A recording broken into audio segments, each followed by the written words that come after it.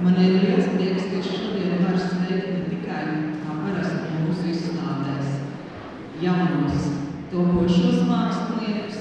Man ir prieks, ka šoreiz var sveikt arī esošos un jau labi zināmos māksliniekus. Sveicu, protams, ar izstādes atklāšanu arī topošo mākslinieku pedagogus, skolotājus, vecākus, kas visi ir ielikuši savu darbu.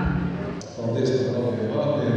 Es domāju, ka Rīgas doma, tā skatā mūsu departaments, vienmēr ir atbalstījis pasākums, kas ir vērsti uz jaunu talantu, jaunu zinātnieku, jaunu mūziku, radošo profesiju, jaunajiem talantiem uz viņu radošo darbības atbalstošanu. Šodien es tiešām arī sveicu visus jaunos māksliniekus, kas šeit ir izveidojuši šo kongresu namu, teiksim tā, telpu.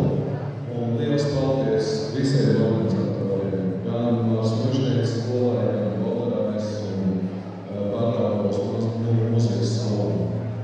Man ir milzīgs gandarījums par to, ka neskatoties uz visu, mums ir izdevies saglabāt šo brīnišķīgo un vajadzīgo tradīciju, veidot šādas starptautiskas bērnu mākslas un mūzikas bērnu un jauniešu mākslas izstādes. Es domāju, ka tā ir bijusi lieliski iespēja un piedāvājums jums šī tēma ir kā Rīgas mākslā, kas visiem dalībniekiem deva iespēju iepazīties ar 27 ievērojumiem latviešu māksliniekiem un varbūt padziļināt viņu interesi par Latviju, Rīgu un mākslu. Un es gribu novēlēt šo tradīciju saglabāt un lai šī izstāžu veidošana ienāktu Rīgas kultūras dzīvē, attīstās un paliektu ilgstoši.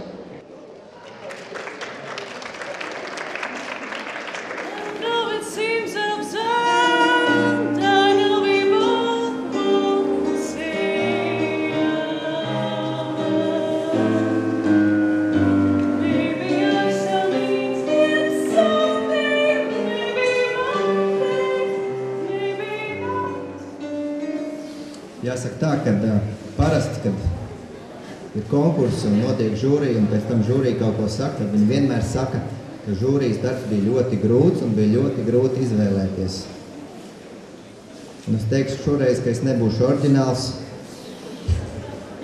Un arī šoreiz žūrijas darbs bija ļoti grūts un bija grūti izvēlēties. Visas nominācijas tika izlemtas kompromisa rezultātā.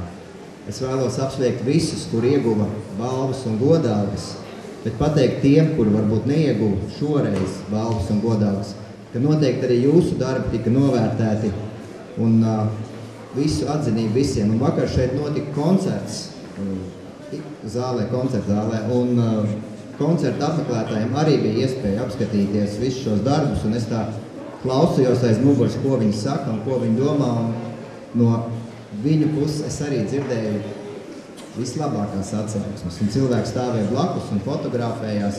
Tā kā malači ir visi, un man jāsaka liels paldies ir arī izstādes organizētājiem par tēmas izvēli, jo tik interesanti un daudzveidīgi, kā šeit ir interpretēti latviešu mākslinieki, man bija milzīgs pārsteigums un milzīgs prieks to visu redzēt.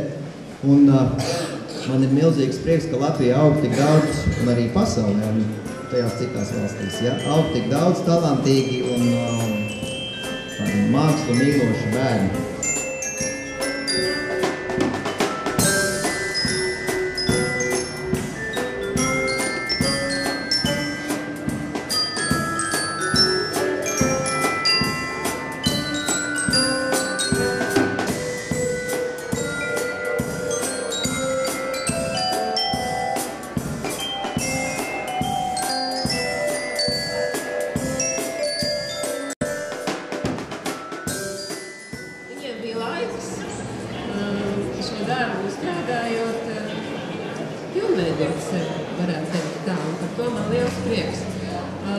Patiesībā es labprāt visiem balvas dotu, jo visi darbi ir tiešām izcili, bet tā kā ir nolikums galveno balvu, man tā kā izvēlēties, bet es mazliet atkāpjos no tā nolikuma. Man ir viena galvenā un 4 tādas veicinošās balvas.